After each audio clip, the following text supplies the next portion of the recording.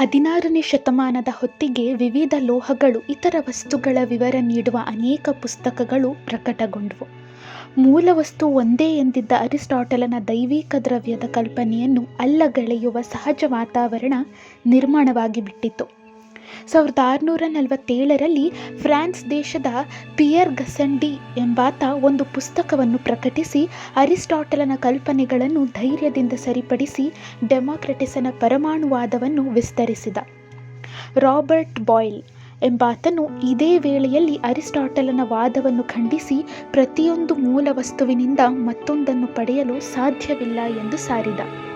ಕಾಲ ಸರಿದಂತೆ ಹೊಸ ಆಲೋಚನೆಗಳು ಬೆಳೆಯತೊಡಗಿದ್ವು. ವಿಶ್ವದ ಸೃಷ್ಟಿ, ವಿಕಾಸ, ನೈಸರ್ಗಿಕ ನಿಯಮಗಳನ್ನರಿಯಲು ಜನ ಮುಂದಾದರು.